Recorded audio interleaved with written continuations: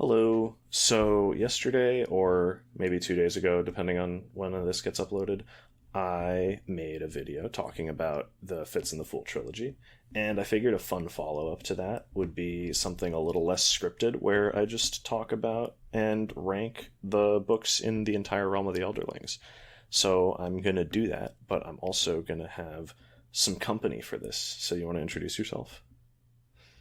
Hello, my name's Riddhima. I also make videos on YouTube sometimes, and I'm excited to talk about Realm of the Elderlings today. Thank you for having me. Thanks for coming. So, yeah, I guess I know you said that you're not entirely comfortable participating in the ranking part because it's been like 5 years since you read Farseer, but we can still talk about it, and I'm sure you'll have comments and maybe even criticisms of some of my rankings. Yes. Yeah, let's start with Assassin's Apprentice. I think Assassin's Apprentice is it's a phenomenal start to the series. It's just such a beautiful, comfy start. And it gets pretty intense by the end. I feel like when people talk about Assassin's Apprentice, they often focus on how cozy Buckkeep is, and that's true. I agree with that. But I think it also, those last 50 pages especially are really intense. Yeah,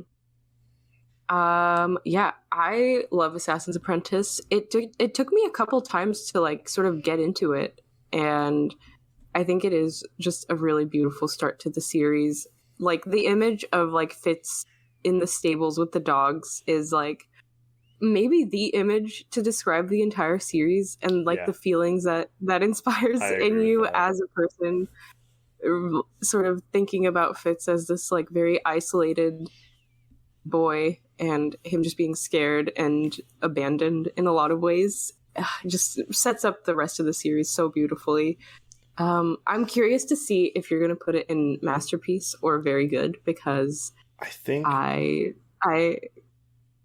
let's see. It doesn't quite make masterpiece for me. I think masterpiece is that's high praise. I think very good, and especially very good even by the standards of Robin Hobb, who is one of my favorite authors. I think it's a great book. I think it definitely belongs in here. But I want to reserve masterpiece for the absolute cream of the crop. So we will get to some masterpieces. But even immediately right here we have Royal Assassin coming in, which this is going to be hard because I don't actually know if I like Assassin's Apprentice or Royal Assassin more. I think they're really close for me. I think I like Assassin's Apprentice more, but I think Royal Assassin opens up Fitz's world in a lot of ways and introduces a lot of relationships that I think are maybe misunderstood a little bit by some people, but I think are just really beautiful and very true to what people are like when they're teenagers and in love. To keep it vague and spoiler free, that's all I'll say. But what do you think? I agree with you. I think the argument in favor of Royal Assassin over Assassin's Apprentice for me totally comes down to the side characters. I think there are three in particular all of whom appear in Assassin's Apprentice, but who I think get fleshed out brilliantly in Royal Assassin. It's really hard. I think these two books are pretty much neck and neck for me. They're both excellent. I want to give the edge to Assassin's Apprentice because I think that the climax, which, this is not to take anything away from the climax of Royal Assassin, which is also fantastic, but those last 50 pages of Assassin's Apprentice, I just could not put down. Also, now that I'm thinking of it, Royal Assassin has an introduction of a certain character who I think you love a lot. And I also love. Do you know who I'm talking about? Yes, I do. That's a great point. Yeah. However, to also play devil's advocate on both sides, I think, what do you think Assassin's Apprentice, now that you've read the whole series, you can sort of contextualize Assassin's Apprentice as not only the first book of the Farseer trilogy, but of Realm of the Elderlings as a whole. And when you think about it that way, does that make you like it more or less? Or what That's do you a think great about question. It's hard to say. I think there are certain character dynamics that I think the first trilogy in general does a really good job of setting up for the whole series. Particularly with a few father figures. Yeah, like Fitz and his mentors, especially. Yeah, I don't think that's a spoiler to say that Fitz has mentors. yeah, I think that's reasonable. I think, to be honest, though, part of my critique of Fitz and the Fool was that I didn't feel like it followed up on what was set up in Assassin's Apprentice as well as Tawny Man did. I don't know if I can count that against these first few books. I do still think I'm happy with this placement. Okay. I am looking forward to when we have a few more books on here and you can really start disagreeing with me on some of these. But in fact, I think we might have our first disagreement here because I know how you feel about this next book. I think Assassin's Quest is good, but I think it is on the weaker end of the Fitz books. Oh, interesting. I mean, and I don't think that's a particularly hot take. I think this might be one of the few instances where I'm more aligned with public opinion than you are. Because I think Assassin's Quest it's definitely the least popular. Really? I didn't know that. I think so. I will say, I think a lot of people, arguably, I don't know if this is whether or not I agree with this, but like people say that the beginning of Assassin's Quest is a quest. Assassin's Quest is like slow. Yeah. But I don't hate that. I think that Assassin's Quest really, for me, is just a beautiful book because of the ending and the way that Ahab wraps up everything in this trilogy and also like sort of sets the stage for the rest of the series. I think Assassin's Quest does that so beautifully, and there's like just so much like emotional baggage in this book that is fantastic in my opinion. I agree with you there. I think anything that's going to be working in favor of Assassin's Quest for me is going to be the second half, which just across the board is phenomenal. I think it's a perfect ending to the trilogy. I think Hobb is just really good at writing endings in general. Yeah, especially to the Fitz trilogies. I think the three Fitz trilogies have some of the best endings I've ever read to any series. Yeah. But I think for me, Assassin's Quest definitely suffers from that first half. I think, slow on its own is not really a good criticism because there are slow books that are very good. But I think simultaneously slow and aimless, it feels like there's a lot of time spent not really accomplishing anything. It's not like things are happening slowly. It feels like things aren't really happening at all. And that's my main criticism, and that's why I'm positive that I'm putting Assassin's Quest below the first two Farseer books. I just don't know if is that a big enough issue to say good, but it has its problems, which is objectively, I suppose I'm pointing out problems, so that's true. But, or do I want to just put it up here in good? I think for the time being, I will put it in good. And then once I've ranked a few more books, I might move that around. Okay, so we have basically we're saying Farseer is fantastic, and you should read it. Farseer is fantastic. It's a phenomenal series. I don't know what you're doing if you haven't read it yet. I don't know what you've been doing. You got to get on that. It's so good. Yeah, basically, we have a bunch of friends who have started reading the series in the last couple of years. And it's just across the board. It's always great to look in the chat and see, this book is they'll start reading Assassin's Apprentice and they're like, oh, the writing's so good. oh my god, this is just amazing. It's and people will just gush about it on endlessly. It's and you will too if you read it. So yeah, get on that. Exactly. Ship of Magic. What do we think about Ship of Magic? I will, like, you know what, I'm not going to spoil my thoughts on the whole Liveship Traders trilogy, but I will say that I think Ship of Magic is a step down from Farseer. I guess to spoil some of my thoughts on some books upcoming, I think Hobb is just not as good at writing third person as she is at first person. Which is not to say that these books are bad, because I think Ship of Magic is still a good book. But I think her third person narration suffers a little bit. I think she gets a little over-explainy. She'll do... she'll spend, for me, a little too much time explaining subtext. Yeah, to me. To me. But it's still a good book. I think there's still... she sets up... The Liveship Traders trilogy in general is this really...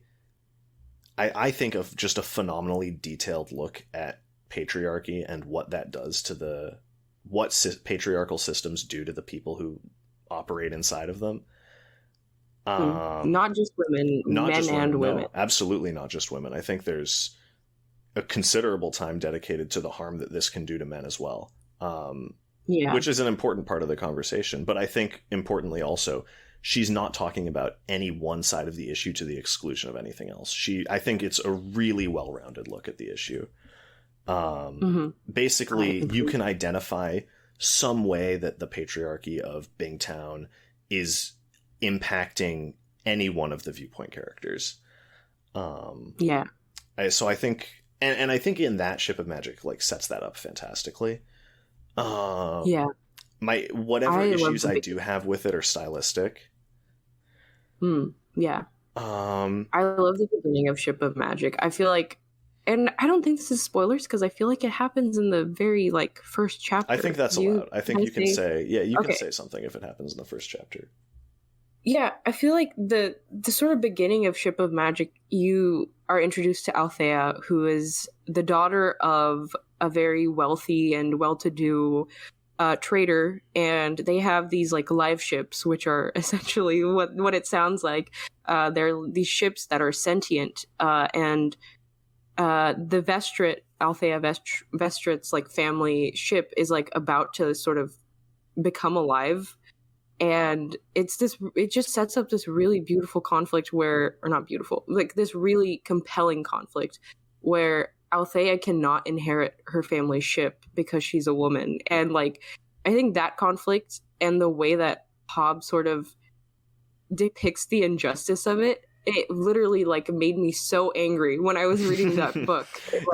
Immediately had this, like, visceral, like, just sense of injustice that I think is kind of the engine of these books, is just, like, this sense of injustice. Like, none of this would have happened if Althea could have just inherited her family's ship, which, you know, by all rights, you know, by all, like, common sense, she should have, but because of patriarchy, she couldn't. And, like, that sort of sets off this chain reaction.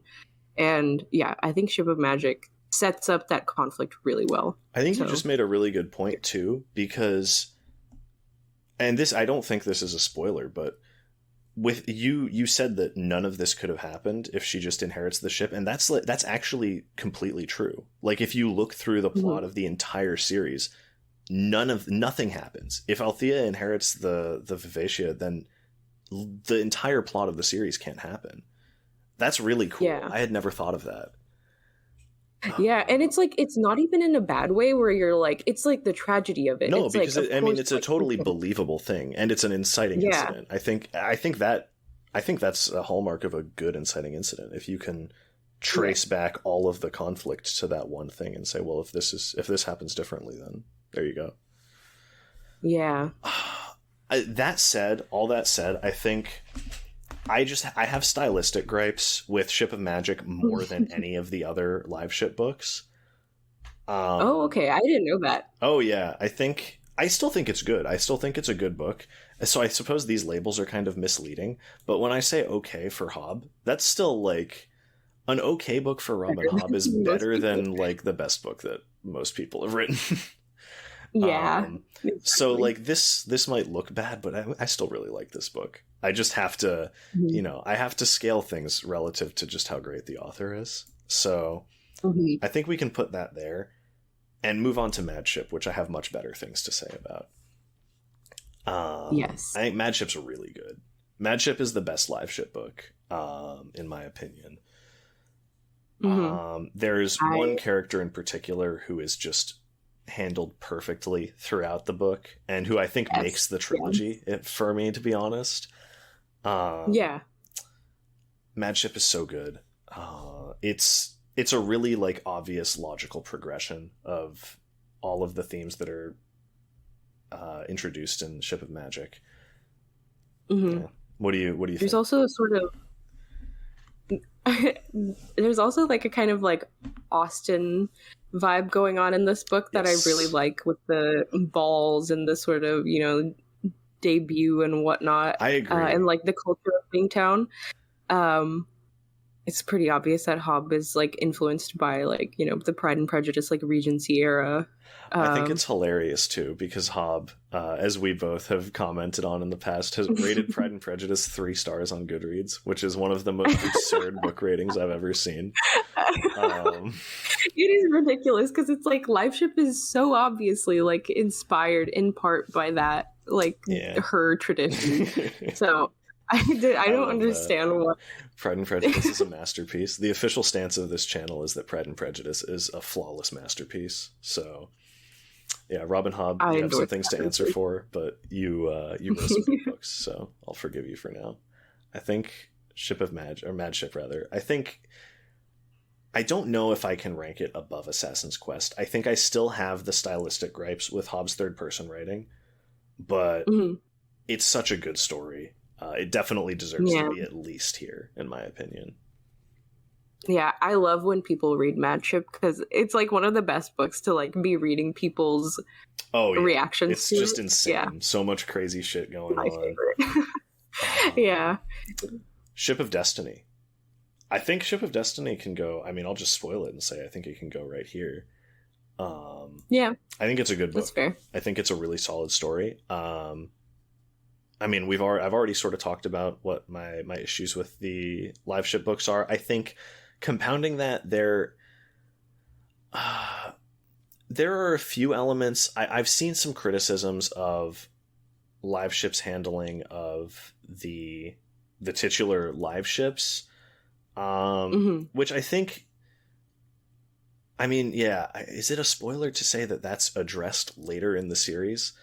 I think it's a spoiler, because it's like there are other books later in the series, and I think this is the problem I have with like Realm of the Elderlings in general, with people reading it and being like, oh, Farseer had like such a bittersweet ending, I don't like it. But I'm like, you literally have only read like the first 3 books of a 16-book series. There's like gonna be more books, so like, yeah, you can say that like I would like to see this addressed in future books, but I don't think you can like hold it against this trilogy, because it's not a completed series. Like she does address certain things later on. So I would push back on that the tiniest bit, because I think that she can still recognize the issue without actively addressing it. In the trilogy. That's fair. But I don't know if that's like it's a pretty minor issue for me. I think that she handles things pretty well going forward. Liveship Traders trilogy overall, very good in my opinion. Not better than any of the Fitz books in my opinion. We'll get to that. We'll get to that. But certainly not better than the next Fitz book on the list, because Fool's Errand is going right up in the masterpiece tier. Ooh, Fool's Errand is amazing. Fool's Errand is so unbelievably good. I don't know like how much I can gush about this book without getting into spoilers. In my last video where I was ostensibly talking about the Fitz and the Fool trilogy, I actually cut a giant section out of the script where I just gush about 2 chapters in Fool's Errand for a little while. And, you know, I'm reading over the script and I'm like, this is not really related to the subject of this video, but all of what I said there is true, and I have that section of the script saved, so I might just throw it into another video at some point. Yeah. Fool's Errand is so good. I think it is. It's like this. It's so nice to be back with Fitz after being in the Liveship books. It, like, coming home to Fitz just feels like, oh, I'm so happy to see you. It's also really nice, I think, just sort of seeing this older Fitz as a slightly older man. You know, we get to see him grow up. We get to see him as a teenager, and now we get to see him as an older man, which is interesting for me because when I was reading Farseer, I was like, these are stages of life and development that I've already experienced, and I can relate to having already been through this. With the Tawny Man trilogy, I'm like, oh, well, I guess, you know, is this what I have to look forward to? Yeah, that's so nice. I love that, because it's like, I think a lot of, maybe it's just like YA has like influenced my view, but I feel like a lot of times, especially like socially, we like tell stories about like coming of age stories, and we put like coming of age stories on a pedestal. But you don't really get to read a lot of books or, you know, watch movies about people in their 30s and, like, you know, I guess, is that a spoiler? I don't think so. Say? I'm gonna officially say that's not a spoiler. Okay. Yeah, just like people later on in their life, it's just like, oh, there's a sense that like, oh, once you're like not a teenager anymore, your life is like basically boring now. And I think, you know, just this series is just a beautiful like rejection of that, because Fitz has so much more to learn and come into himself. Like, he's just, there's still so much of his story to be told. Maybe it's a rejection, because I feel like that trope is mostly a sci-fi and fantasy thing. Maybe genres that are more influenced by YA in general, because I don't see that as common a thought process in like literary fiction. Yeah, but that's fair. I would agree. Yeah, I think sci-fi for sure, like sci-fi fantasy for sure has that. Like, especially we have that like the boom of like young. The YA dystopia when we were in like middle school and high school. Yeah. It's like the person who saves the world has to be 13 years old. Which, like, you know, you're marketing it towards 13-year-olds, so that makes sense. But I think that did seem to bleed into adult fantasy, where our stories were focused on, like, there was this sort of implicit idea that adults couldn't change that much. I like seeing Fitz. I think that was my favorite. Yeah, about this trilogy as a whole. Golden Fool, people will call it middle book syndrome. Golden Fool is, I think, the weakest of the Tawny Man books, but it's so good. I refuse to bend the knee to the middle book syndrome accusations. Golden Fool's amazing. Yes. I talk extensively in the last video, because I'm specifically comparing it to Fool's Quest, about how good Golden Fool is and why it's so good and why it works so well. I think this might be my controversial take of the video. Well, I'll have some more controversial takes later, but this is my first controversial take, I think, where I know Golden Fool is not the most popular Tawny Man book, and it's not the most popular Fitz book in general.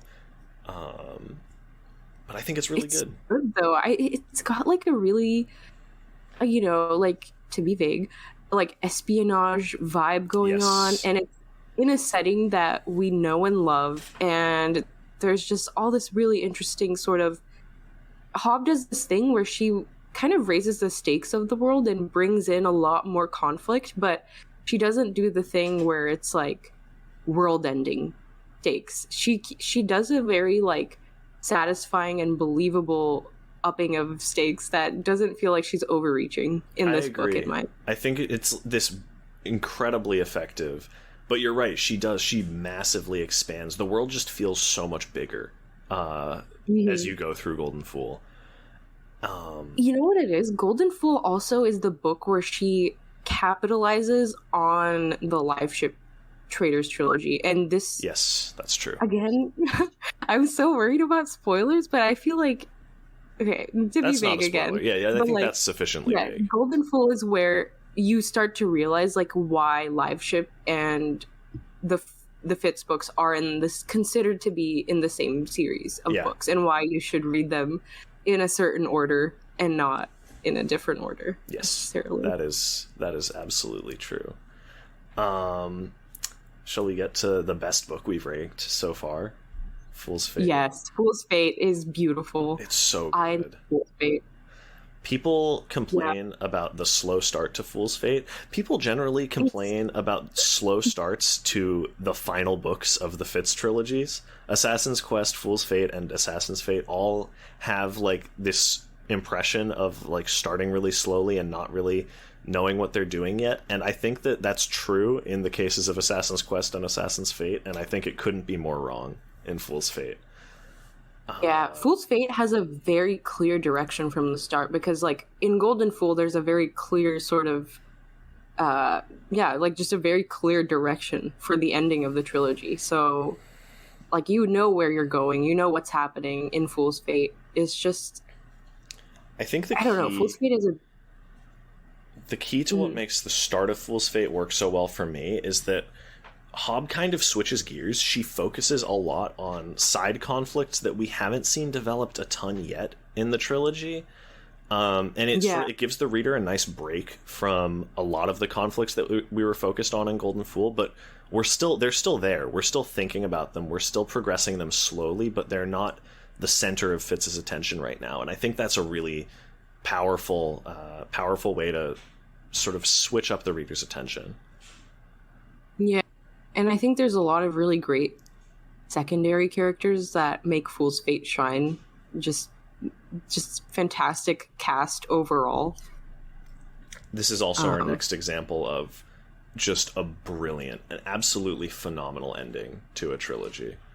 Yeah. I actually think that I like the Assassin's Quest ending a little more than the Fool's Fate ending, but it's still incredible. It's still really good. Yeah. The Fool's Fate ending was really emotional for me. Like I cried so much during the ending of Fool's Fate. That's fair. It was kind of ridiculous. The only book that I cried more in was Fool's Assassin. Yeah, I know Fool's you were like sobbing in Fool's Assassin. Yeah. All right, is it time to be a little more negative? Oh no, we're entering. Oh no. So, after a brief intermission, we make a triumphant return, and it's time to start being a little more negative about this series, I think. Unfortunately, the Rainwild Chronicles exists. Yeah, I don't know. I don't know why. I don't know why this happened. I don't know why either. Like, what went wrong? It's weird because, you know, I said that she writes third person worse than first person, which I think the rankings bear out thus far. But, I mean, the Liveship Traders trilogy is still very good. Yes. The Rainwild Very Chronicles good. Just... Okay, we'll start, I guess, with Dragon Keeper. Dragon Keeper... I don't even know. Do I put it in Hobb Can Do Better, or do I put it in Bad? Like, it's... I think Dragon Keeper is the worst book in the series. Some people, I think, say Blood of Dragons, but, I mean, basically, I don't understand. It's... So, for those who have not read the Rainwild Chronicle yet, I mean, stylistically, it's baffling, right? Like, she just obsessively, she spends so much time re-explaining things that we already know. There are sections of chapters dedicated to reminding the reader of things that we should definitely remember from the Tawny Man trilogy or the Rainwild Chronicle, or the Liveship Traders trilogy. But, you know, I misspoke saying or the Rainwild Chronicle, but I didn't really misspeak, because there are sections where she'll remind you about something that happened in an earlier chapter in the same book. It's baffling. It is like there is just no trust placed in the reader to engage with the material and remember things or understand what's going on. It's the combination of that And also, I think she just chooses to focus on Yes. uninteresting questions in this series. Because I think Liveship is very concerned with patriarchy, and she kind of continues that a little bit in this series, but she focuses on just the most, like, the dumbest things where I'm like, maybe that would have been interesting for one book worth of content, but to just stretch over 4 books this question of, I don't want to spoil it, but just we don't need to say what it is, really but there are some really inane plot points that overstay their welcome. Where I'm just like, I literally could not care less about this character. I remember there was one part. She's the main character. There was one part where I wrote this comment in our Robin Hobb channel chat, where this character that you're talking about was talking about this issue that she has for 3 or 4 books, and another character is like, "You're really boring me talking about this again," and I was like, "Yeah, me too." It's just it's baffling. I don't understand. And I think that's probably why people are more negative on Blood of Dragons than they are on Dragon Keeper. Even though I think Dragon Keeper is a worse book, it's just with Blood of Dragons, you're like, yeah, we get it. Just please stop. Yeah. I will say, I think the beginning of Dragon Keeper with Elise is very good, because I agree with that. That sort of continues the Austen-esque vibe from the Liveship Traders trilogy, and I really like that. That was probably, I think Elise is probably the strongest character, along with a couple of other characters. They make this series readable. I think you might be right. I might put Elise number 1 in that series. I guess the strongest newly introduced character, at least. But yeah, Dragon Keeper is just not... I'm hesitant. I don't actually think that any of these books are bad. Except maybe Dragon Keeper. I think I want to just put it in Hobb Can Do Better.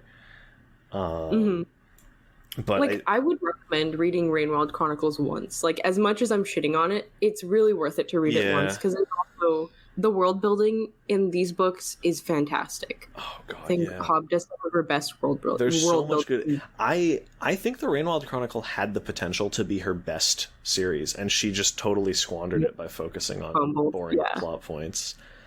And I think the stylistic it's not even issues. The plot points. It's thematically, this series I feel like has the least to say. Yeah, of all of the trilogies. I think that's definitely true. Series.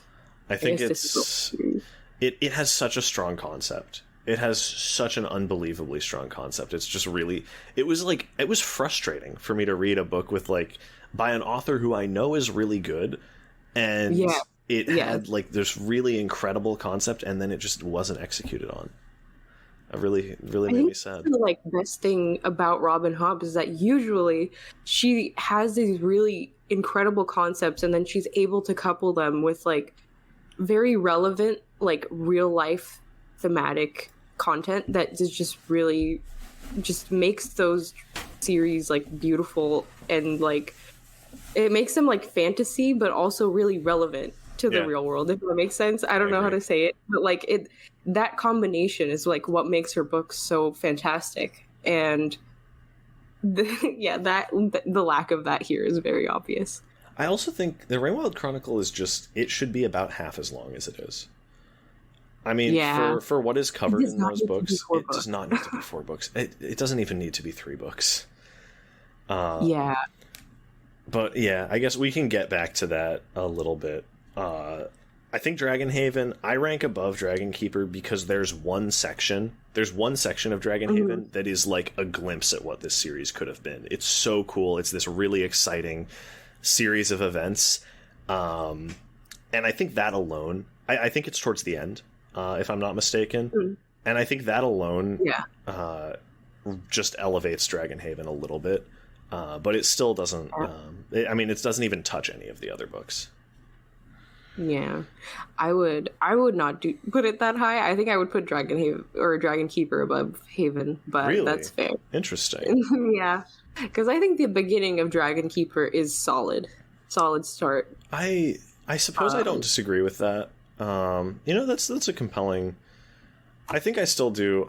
I mean, do you know which scene I'm talking about in Dragon Haven? I do. Yeah. I know what scene you're talking about. Oh yeah, because we've talked about this before. Yes.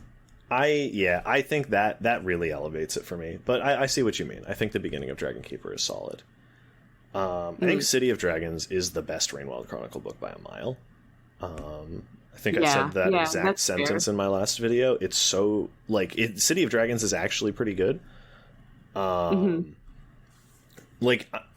These I'm like, okay, are they here or here? City of Dragons, I'm thinking, is it here or here? Because it definitely still has its major stylistic issues. I think it still doesn't have its priorities 100% right as far as the plot goes, but it's the world building. We see such amazing world building in City of Dragons. And it's not even just the world building being satisfying because of the stuff that she set up in Rainwild. It's because of the last 6 books. Oh, is it 9 books? Yeah, 9 books. The last 9. Yeah, I guess 9. Well, the last 11.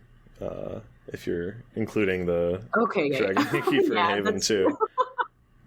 Yeah, so it's the last 11 books of setup, and you get a lot of really cool payoff in this book. I agree. I think City of Dragons is the only Rainwild book that I really enjoyed. I think I might. It's not going to be above Ship of Destiny. I mean, that's ridiculous. No, I think it can be above Ship of Magic for me. Okay.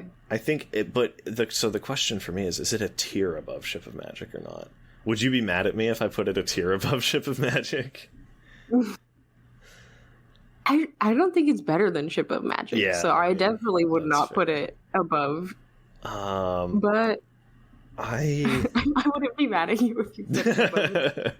I don't know. I think. I'm going to put it here because I genuinely enjoyed it. I really enjoyed City of Dragons, even though it did definitely still have its problems.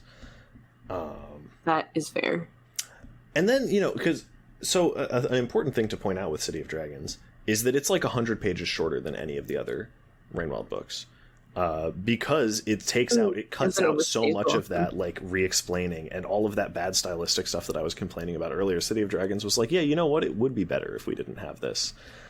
So I was really looking forward to Blood of Dragons because of that, but it went right back to the same old. Blood of Dragons. I think Blood of Dragons has. Sorry, go ahead. No, you go for it. I think Blood of Dragons has a really weird conclusion where on one hand I kind of respect Hobbs' ability to just sort of hand wave stuff because it's stuff that I personally don't care about, but I still think it makes the conclusion a little rushed. What do you think? I also think that some of the things from the Blood of Dragons conclusion aren't really addressed adequately in the final trilogy for me. They're just sort of, it feels like she didn't really care about the consequences of what she was writing there. Because, I mean, we see a little bit of the fallout of the end of Blood of Dragons in the Fitz and the Fool trilogy, but we don't really explore it in a super meaningful way, which I thought was a little disappointing. What do you think about, the general... Sorry, I interrupted you. Sorry. What do you think about the general antagonists of this quartet? What? Because I think. Okay, you go ahead first. I want to hear your take about it. So there is one antagonist who is sort of present throughout the 4 books, and then there's another antagonist who is mostly present in the latter 2. I think they're definitely not up. Well, so I think the best antagonists, unfortunately, appear in... not necessarily unfortunately, but I think the best antagonists appear in Farseer and Liveship. like by far. I don't think the antagonists from any of the other books really measure up to the Farseer and Liveship antagonists. But I actually think that the main antagonist, the sort of all four books antagonist, is really good. I think he's very charismatic in a way that's reminiscent of a couple of the earlier guys. Yeah. I don't like the. I think the other antagonists are interesting, but not handled brilliantly, in my opinion. Yeah, that's fair. What about you? You were the one who brought this to the fore. I don't know, because I was thinking, I feel like Rainwilds maybe has the weakest antagonists, and that's really why it's also. I don't. Yeah, because I think I think the main antagonist of Rainwilds, he's interesting. Like you said, he is very charismatic, but I don't think she properly handles him necessarily. Like, I can see what she's trying to say with this character, and it ties back to the patriarchy, and that could have been interesting. But I feel like his ending and just like the way his arc sort of concludes didn't feel satisfying to me. And then there are like other secondary antagonists that I again don't feel satisfying. They feel a little like mustache twirling vibes to me. That's fair. Don't know if that made any sense. No, I totally see what you mean there. I think that's fair. I think it's definitely the the main antagonist criticism. We're not saying his name because I feel like it's not obvious until at least a couple chapters into Dragon Keeper. Who it is. Yeah. But yeah, I think there are certain issues surrounding him that I think Hobb is rightly criticized for, but I feel like that's a longer discussion for another video. Yeah, that's maybe for a spoiler discussion specifically. Yeah. Blood of Dragons. Where would you put? I'm curious where you would put Blood of Dragons on here, because I think I know where I'm gonna put it. I would put it at the end, like at the end of Hobb Can Do Better. Yeah. Really? Where would you put it? I like it better. So my initial instinct was that I liked it better than Dragon Keeper, but I think you made a really good point talking about how the start of Dragon Keeper is actually really good, and I think I didn't consider that. I think I was not thinking about how Dragon Keeper starts off really strong, and I think we can hold that in its favor, so I might agree with you. I might agree Blood of Dragons is maybe bottom of the list. Ooh, I'm changing your mind. Oh no. Yeah, no, that's good. All right. I mean, this is going to be... I feel like... So, I mean, I've seen some baffling reviews of Fool's Assassin. So I don't know if this is like an uncontroversial take fandom-wide, but I know this is an uncontroversial take in this call because Fool's Assassin is one of the best books I've ever read. Yes. Fool's Assassin is a masterpiece. It's amazing. It's just a perfect I cannot book. say enough good things about it. No. It's so good. If you don't like Fool's Assassin, I don't like you. Are a fool. Just kidding. You're allowed to have. No, you're entitled to your opinion, even if your opinion is objectively wrong. Yeah. Fool's Assassin is brilliant. It's such a beautiful book. It's so beautiful. Like it's so emotional, and Fitz. You said this in your other video, and Robin Hobb is at her best writing Fitz in this book. Yeah, absolutely. And she surprised me with this book, which I think it's hard to surprise a reader. Once you've read 13 of the author's books. Yeah. But she does it. Like, she surprises you in this book in the most pleasant, like, incredible way. I think this book has, like, the biggest stylistic twist of the whole series, and it's really good. It's really good. Yeah.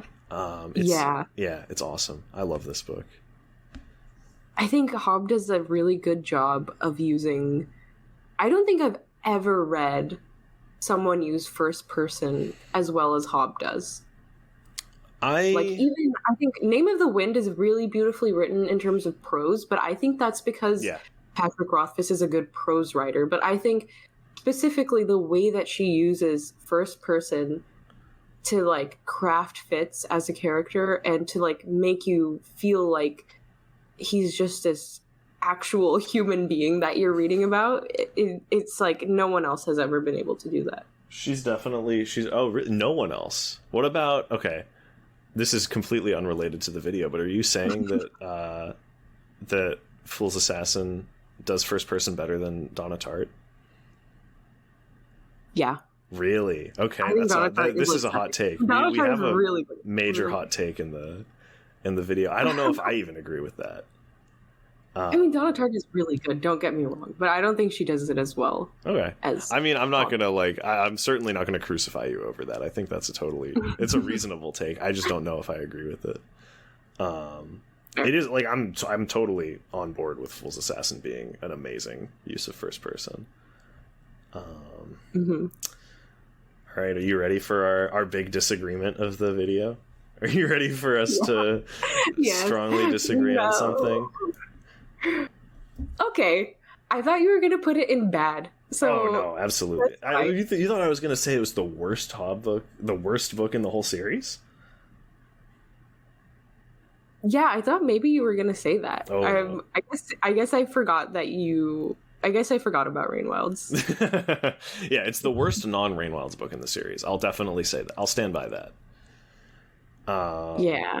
Fool's Quest is... it's a very disappointing book for me. I think that she just... I mean, there's a lot of really incredible potential set up in Fool's Assassin that I think is just squandered in the second book. I think it also is like one of the only... Like, generally... I feel like my stylistic issues with her are tied to her third person writing until Fool's Quest and the beginning of Assassin's Fate, where they permeate the first person perspective in a really unpleasant way for me. The other thing that she does, and she does this more in Assassin's Fate, and we'll get to that, but so it's not just over-explaining what's going on and explaining subtext and re-explaining who people are, which she does in third person in the Liveship books and in Rainwilds, but I think it's even worse in these books because she like tries to shoehorn it into dialogue, and it reads like really stiltedly. Yeah. So I don't love that. But yeah, I think talking to you has tempered my feelings for the last trilogy a little bit. I can't believe this. I think I agree but because you're just right about it. Yes. I think like Fool's Quest does like squander a lot of potential, especially coming off the back of Fool's Assassin. Like she really does kind of fumble the bag, and yeah, I think that's fair. I think it's unfortunate. I think this had the potential to be one of my favorite trilogies ever. As it stands, I think the Tawny Man trilogy still reigns at the top of the sub-series rankings for me. But Fool's Assassin was such a good setup.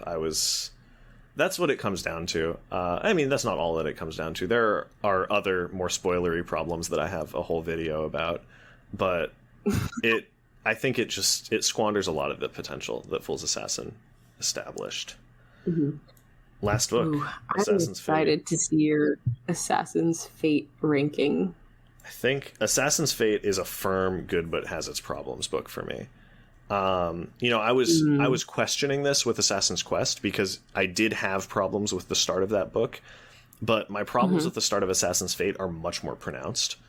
I think because, I mean, first of all, I have the stylistic issues that I talked about. You don't really get that in Assassin's Quest, but more importantly, I think Assassin's Fate, we really have this issue where for the first half of the book, Fitz does not interact with the central plot, other than like he's going from point A to point B, where point B is where plot is going to happen, but on the way, no other plot happens. He's not interacting with the central plot at all. He's pretending to. Hobb is pretending that Fitz interacts with the central plot, but fundamentally there is no progression of the main story. And that's unfortunate. That first section of the book really just is maybe even more frustrating to me than Fool's Quest, but what saves this book is obviously that the ending is incredible. The second half of Assassin's Fate is brilliant. It's like right back up to the very high standard that she established with the previous Fitz books. Yeah, I think Assassin's Fate, for all of its flaws, it gives you just a very satisfying conclusion, not only to the trilogy, but the whole series, like every single book before it. And yeah, I love Assassin's Fate, but I think I give it too much credit because of the ending. I think you're allowed to give it a lot of credit for the ending, though. I think it's a great ending. You know, I'm actually curious now, though. Now that we have this list, this list that not even trying to be a normal distribution, which I, gotta stick with that. What do you think? Like, what are your big gripes? What would you move around? On. Oh, okay. I stepped my audio for some reason. Sorry. Oh, no. That's okay. Could you repeat the Yeah. So now that we've got all the books ranked, or that I've got all the books ranked, I'm curious if you have any major disagreements. I'm not going to move my list around, but I want to know a little bit about your list. Like, what would you place differently here? Just in terms of personal enjoyment, I would not put City of Dragons that up high. I would put all of Rainwild Chronicles in Hob Can Do Better. Fair enough. It also, I think I'm okay with the Fool's Quest being that low.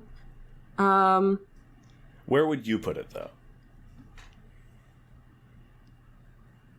I would put it...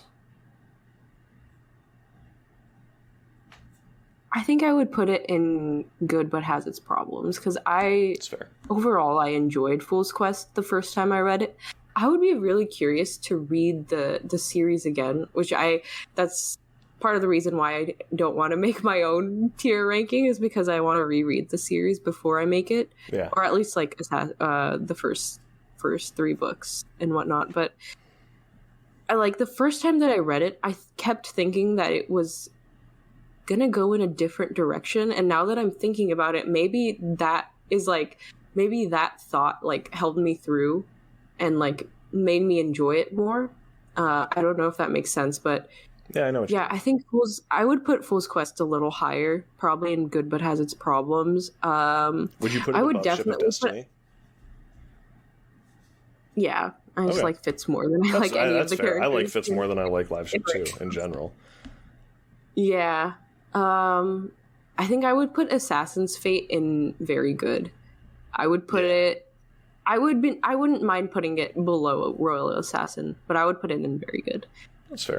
So that's our biggest... I would also put... I'm surprised. I expected you to bump Fool's Quest up more than Assassin's Fate. But yeah. That's... No, that's fair. I know you love Assassin's Fate. I think I might put Assassin's Apprentice in Masterpiece. Oh. Because when I think of Masterpiece, I also take into consideration influence and sort of just social influence, I guess. Does that make sense? The sense. Literary influence of a book. And I feel like Assassin's Apprentice has had a very big impact on fantasy. Yeah, it's not I feel like that makes it masterpiece. I think authors always talk about it, right? There was that Steven Erikson wrote that article where he talks about what an incredible example of just inverting reader expectations Assassin's Apprentice is. Yeah. Got a obligatory Steven Erikson reference in the video. You waited a long time. It's true. I don't even talk about him in the last video. That's crazy. Wow, that is crazy. That's restraint, actually. But yeah, I see what you mean there. I think I care less about broader influence than you do, because I care more about my own opinion than I do about other people's. For Masterpiece, I know. Masterpiece has to have a certain level of I don't know. No, I don't know. Other people are fools. I don't. That's. But no, I definitely see where you're coming from there. Yeah, but overall, I think you have a really solid list. I appreciate that. It doesn't make me mad That's good. I was, I wasn't worried that we were, we've talked about Fool's Quest before, but I was like, this could be a heated discussion for sure. This could be our breaking point. Yeah. I don't know about that. Maybe when we talk, actually, is there a series that we disagree on that we can talk about, that we can just like get into a big old YouTube argument over? I think the only series we disagree on is the Greenbone Saga.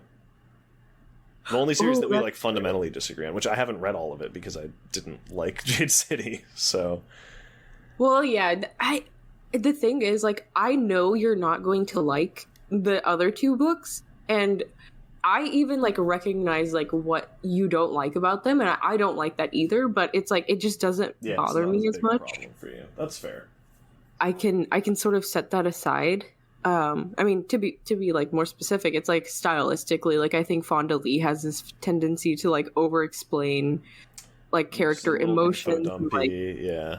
Yeah, which at times it works, but I think especially in the last book it was a little bit like, okay, I understand this character like had this reaction, you don't need to like write it out. You know, that is a problem that I have with books in general, where it's just I want to be able to interpret someone's interpolate emotions from someone's reactions the same way that you would when you're talking to an actual human being.